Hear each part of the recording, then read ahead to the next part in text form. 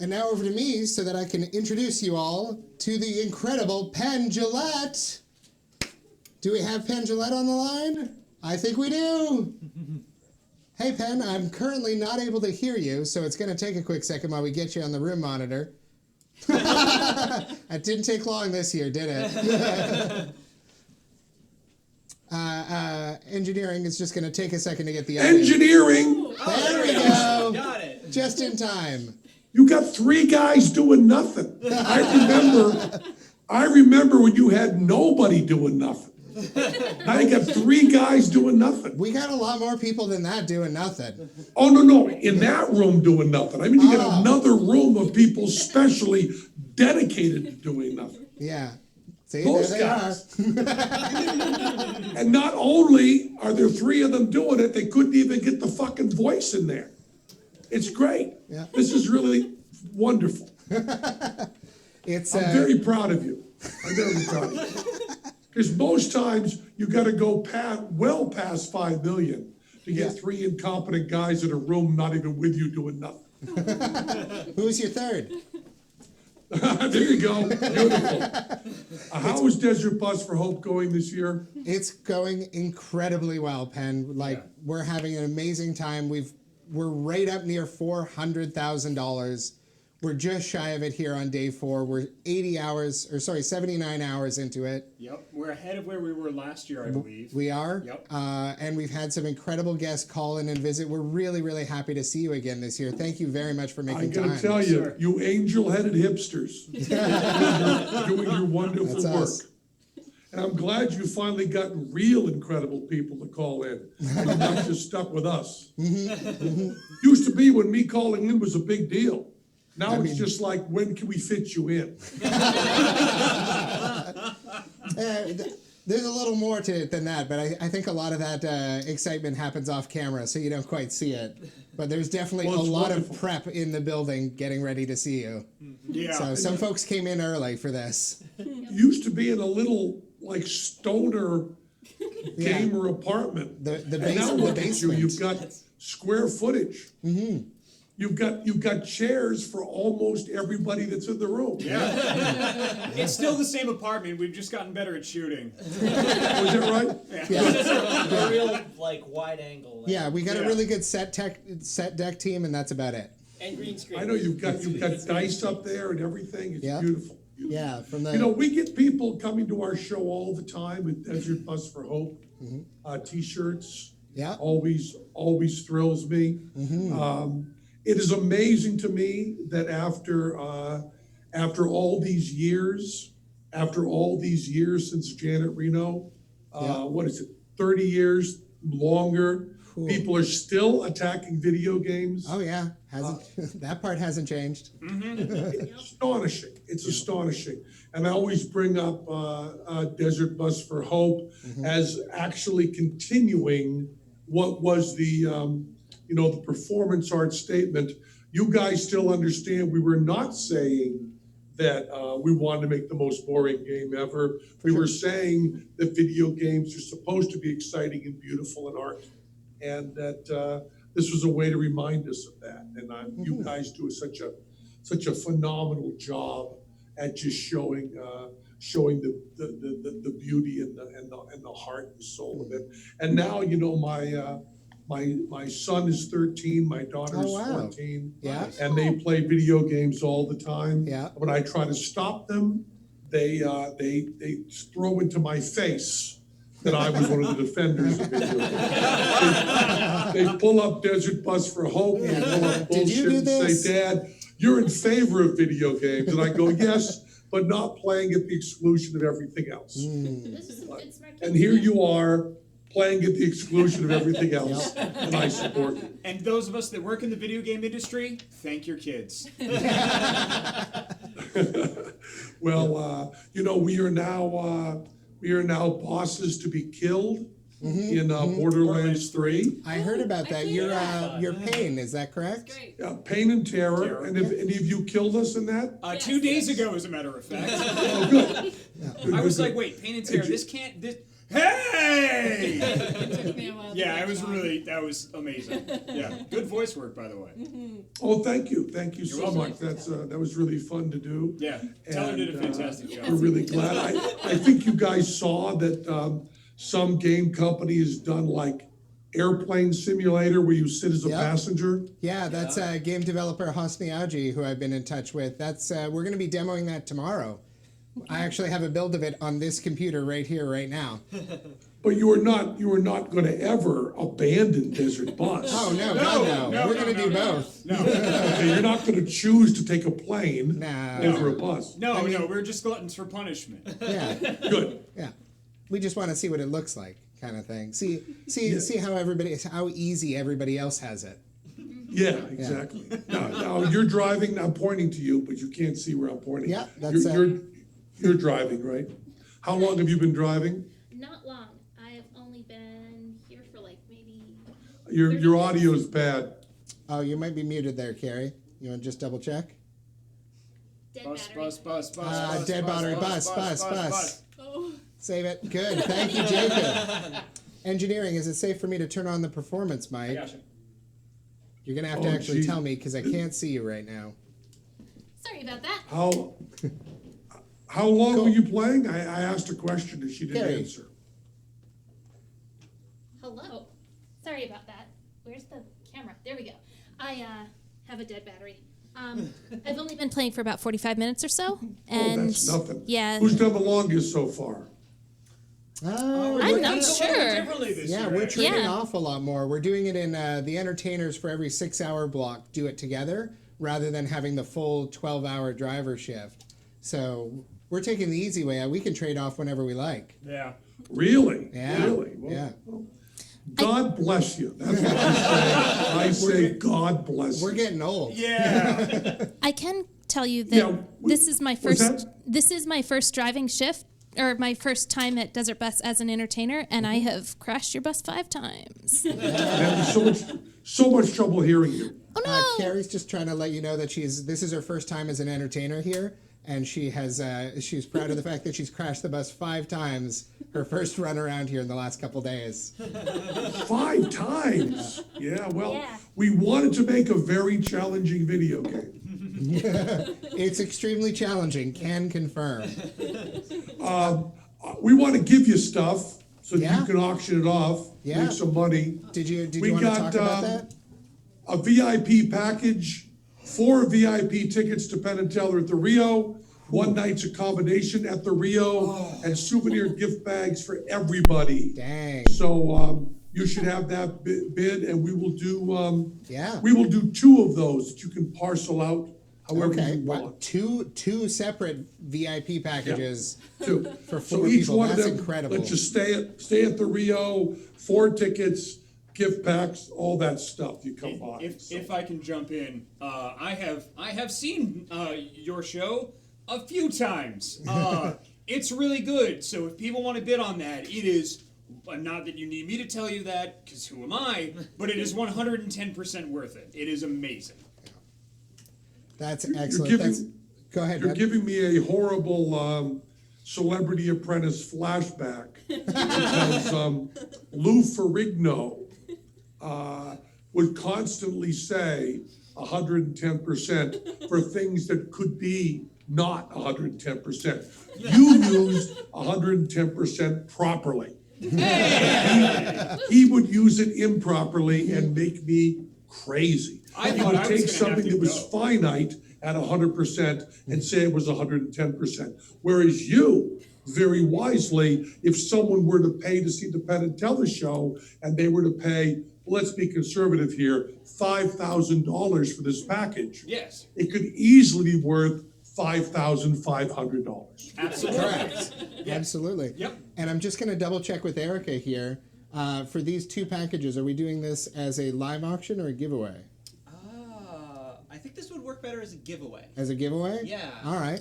Excellent. Giveaways are you familiar with our giveaway system, Penn? No, I don't know your arcane Canadian ways. Well, let me put it this way.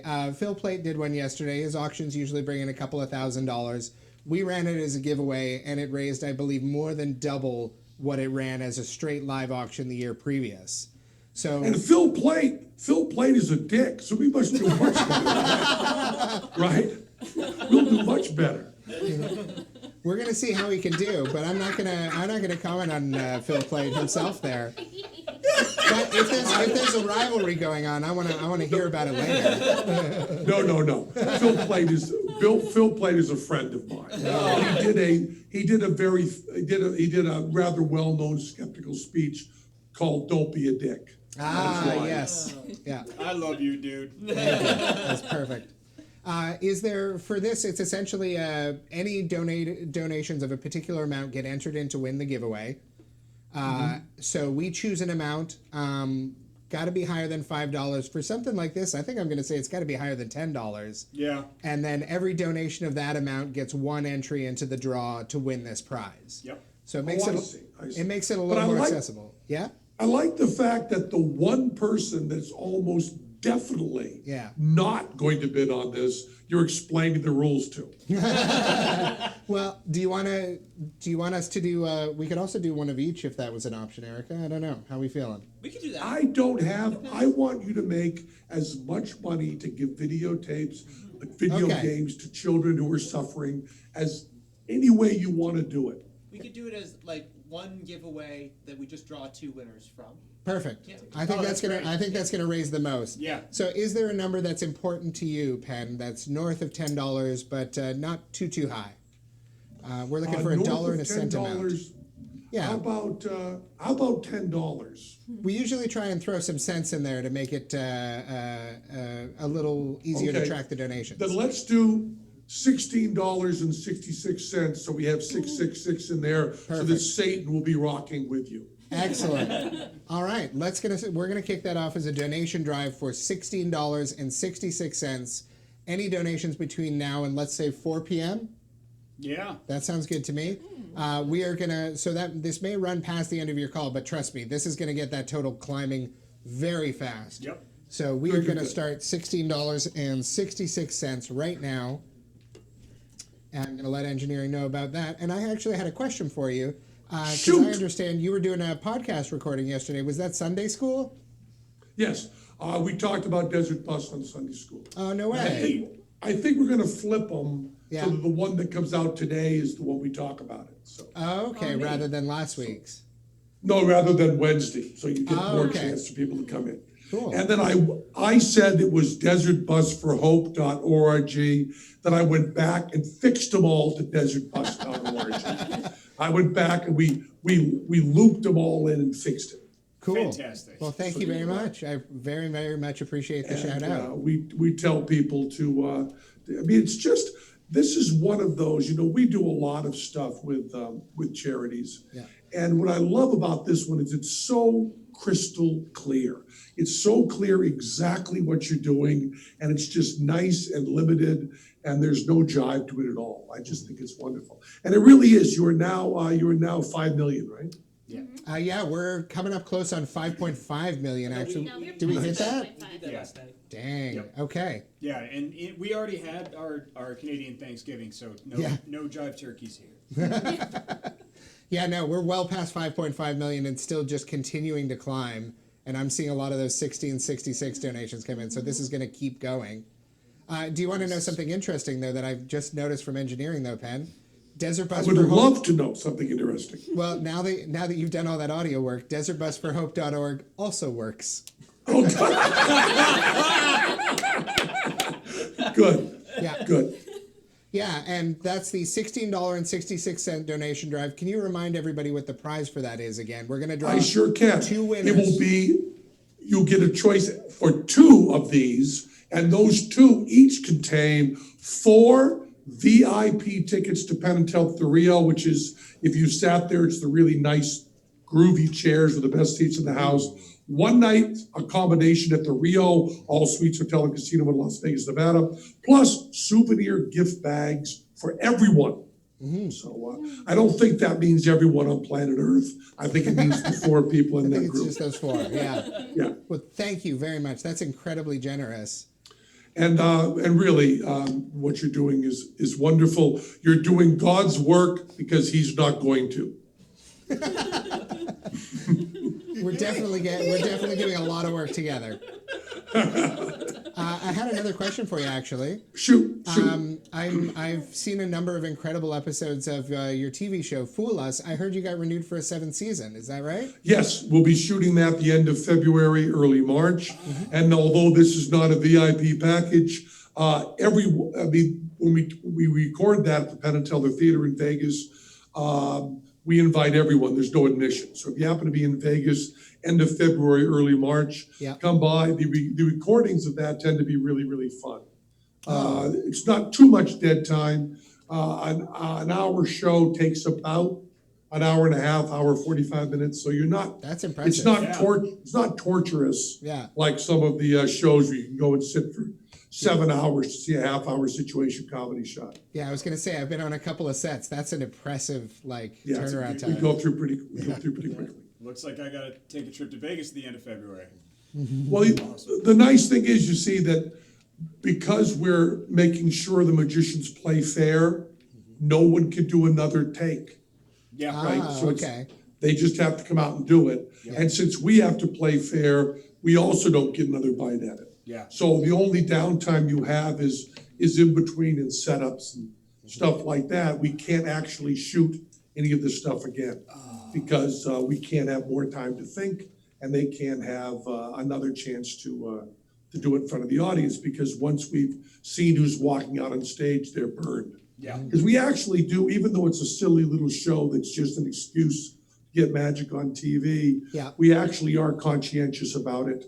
And we don't have any idea who's coming on. And even very close friends of mine who always stay at my house when I'm in Vegas, and when they're in Vegas, have just walked out on the set and be shocked, didn't know they were in Vegas, to do anything about it. So we actually play fair. Yeah. That's excellent. Yeah, I saw that one. That was really good. Yeah, actually, this is a good chance to just introduce you to Jacob Burgess, one of our new entertainers this year. Hello, who's Jacob. Also a Magic fan. You were telling me earlier you'd been to the Magic Castle. A buddy of mine who's a voice director in LA got me interested in. I mean, I've always been a fan of Magic, and I've seen you quite a few times, and all of your shows. Okay, stop fanboying. I got me interested in it, and took me to the Magic Castle. So I'm actually working on my routine to go down there and kind of join up so that I can get in without a guest pass and have to wear the guest pants. So you are you're going to audition with a the way we got to be Magic Castle members is when you play the Magic Castle, yes, which we did in the 80s. You can opt to pay, I think it's $50 of your salary, and become a member. Now the actual price was like $3,000 or $4,000, and you could get in for $50 if you were paying there. So everybody chooses to pay the $50. So a few years after we had played the Magic Castle, we went on Letterman, and I made some jokes about the Magic Castle, right? And we gave away some secrets the Magic Castle hated us for. So the Magic Castle announced that our memberships were being taken away. And they did a big press release saying we were thrown out of the Magic Castle. So glad I brought this up. Well, the story goes longer. We followed up with a press release that said we weren't members because we had chosen to take the $50. And that's we were the only ones to have done it.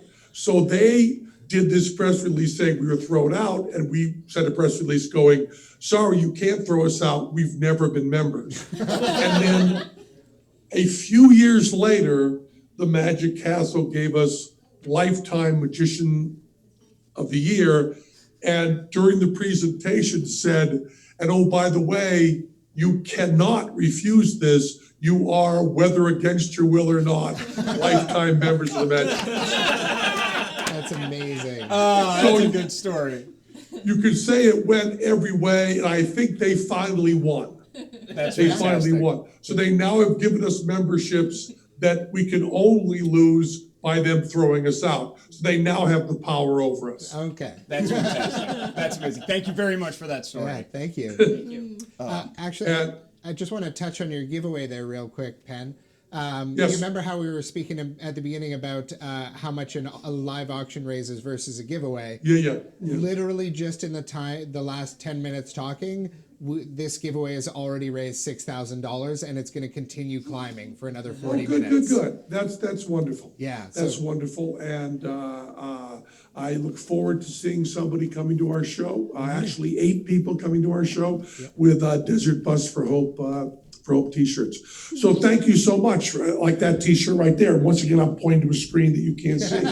But like as Matt has behind me, the Desert Bus t-shirt. yeah. And I'm sure there are ways to get Desert Bus t-shirts that people are bidding on as well. Would it be all right if I asked you a few questions from our audience? Please. Excellent. I got one here from Noi2222. Why was Jocko chosen as the default Desert Bus name? And Jocko's our driver right now. Well, the reason it was chosen as the default was Eddie Gordetsky, as we all know, who laughs so hard that he has won Emmys for Saturday Night Live, Letterman, and he's the creator of 2.5 Men, Big Bang Theory, the new show that's on, what is it, Mike Loves, that show. Yeah. He's creator of those. He is one of the most successful writers in Hollywood, in television. And on his Wikipedia page, which as we all know, he doesn't write, other people do. Right. The first thing on it is that he had the idea for Desert Bus. Before all of these other things. Yeah, before Emmys for Letterman and Saturday Night Live, which I believe he's the only one who's won Emmys for both. Wow. Before those, Desert Bus is up above there. Before co-created with Bob Dylan of Theme Time Radio Hour, before all of that is Desert Bus. He wanted the driver to be named Jocko, and who's to argue with Eddie G? Yeah, fair enough. I couldn't argue with that. I also had one about your show here, Fool Us. Someone in the audience, Joel Gutman, was curious, how did it come about? And do you have a favorite type of trick that you like to see performed, regardless of whether you're fooled or not? It came about because Teller and I really actively disliked the talent shows that are on TV. Because if you do not show me that Bob Dylan, Sun Ra, and Tiny Tim win instantly on those shows, I don't want to see them. Right. And I also did not like that the judges had to, for the plot of the show, act like they had some sort of understanding of art that no one could possibly have. No, that no one could have. Not putting them down. No one could know what's going to be popular. Yeah. And so we have this show that's very, very objective. Did you fool us? Did you not fool us? Yeah. It's completely a objective choice. Did you happen to fool these two guys? And it came about because Vegas is the magic capital of the world. For sure. And if you are serious in magic, you end up in Vegas. If you're serious in magic and end up in Vegas, you probably end up at the Penn and Teller show at some point, Right. because you see all the magic shows. And if you are serious and in magic, we know about you, we invite you backstage. And backstage in the green room, which we call the monkey room, Yeah. magicians would always say, hey, have you seen this? And they do a little something for us. Now, when I say for us, I mean for Teller, because no one cares about me. And then they do a little something for Teller, and Teller would either go, oh yeah, that's a nice version. Or he'd go, wow. And in that moment, you would know whether we were fooled or not. Right. So when we first pitched it to people, they said, so they'll write down how they did it, and you write down how you think they did it, and we'll have a judge who compares the two. I said, no, we'll look at them.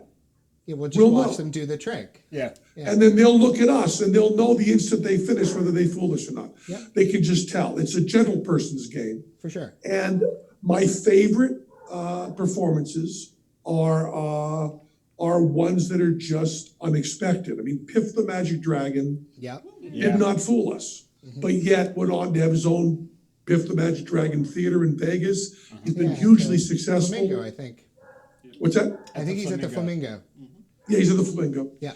And when a guy walks out in a dragon suit and does a whole angle that I could have never thought of, Yeah. that's what I love. I also must confess, besides wanting to be artistic on that side, also part of me is a jock. And when a person comes out with a deck of cards and just destroys us, Yeah. I also love that too. I love that too. But I gotta tell you, if you got a deck of cards, you better fool us. Yeah. If you're in a dragon suit, you don't gotta. Yeah. Yeah, one of those is very much the high wire act of, yeah, if you come in the master with just one little thing like that, you have to be good. Yeah. Yeah. My favorite part of the show is you in front of the audience and in front of the world, and the god that doesn't do his job, is you trying to explain that you were not fooled without giving away any secrets. You are super masterful at that. Thank you, but I want to speak to that because I'm trying very hard to give away secrets. You know, my friend Mike Nesmith, who was in the Monkees, said when he was doing the TV show, he was very frustrated. And Timothy Leary, who was his friend, said to him, "You're doing it for a 12-year-old boy living rurally in the United States of America who sees through all the television bullshit, sees rock and roll, and will learn about Zappa and Hendrix because of you." And Mike Nesmith then said, "Oh, by the way, you were that 12-year-old boy to me." And sure enough, I learned about Hendrix and Zappa through Mike Nesmith. And Nez taught me that you have to have who you're doing the show in your head for. And in my head, there's a 14-year-old girl who's living in rural America, who for 500 years beforehand would have been shut out of magic, if not literally, because by the way, the magic circle in London did not allow women in until the 90s. Jeez, I did not know that. And by the way, it's the International Brotherhood of Magicians. People who identify with the female gender have not been treated well by magic. And now, because of the internet and because of some changes that have been made in the magical culture, which I have been in my small way pushing for, no longer are girls kept out. They can't be kept out because there's no gatekeepers. I try to say the busts in a way that if that 14-year-old girl listens to everything I say and types it in to her computer, she will be led to the real information on how that trick is done, and she will be able to learn it. Now, the entrance is now no longer gender related and no longer urban related and no longer friendship related, but it is now hard work related. You can't type those things in and, oh, that's how it's done in a prurient way. But you can type those things in and you can meet other like-minded people who'll say, oh, you want to learn to do that trick? How's your false shuffle? How's your double lift? You better get this book. Then you come back to us in 6 months.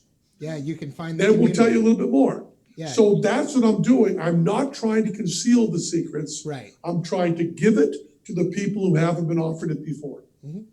That's incredible, Penn. Thank you very much. That's awesome. I really love that you're trying to make the magic community more accessible to non-binary folks, trans women, cis women. That's great. Yeah, and there's only so much you can do. When an art form, we saw this happen in comedy.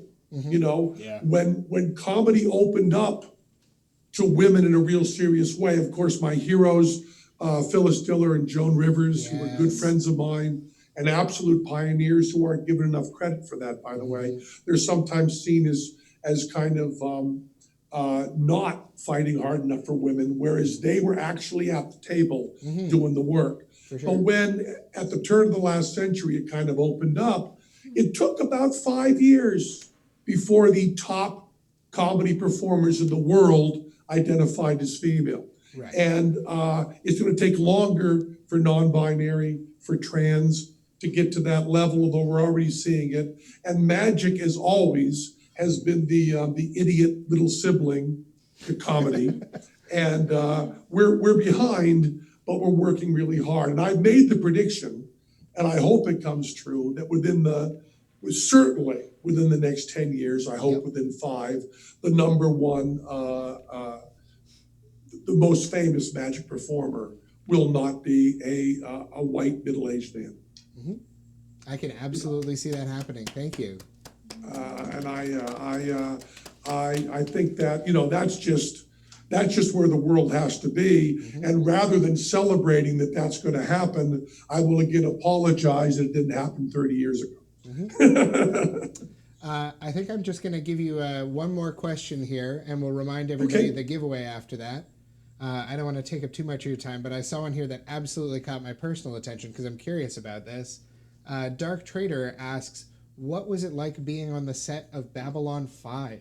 I have a follow-up. You were on the set of Babylon 5? Yeah. Yes, we were guest stars. Oh, wow. We were Rebo and Zudi, the funniest comedy team in the universe, by the way. Yeah.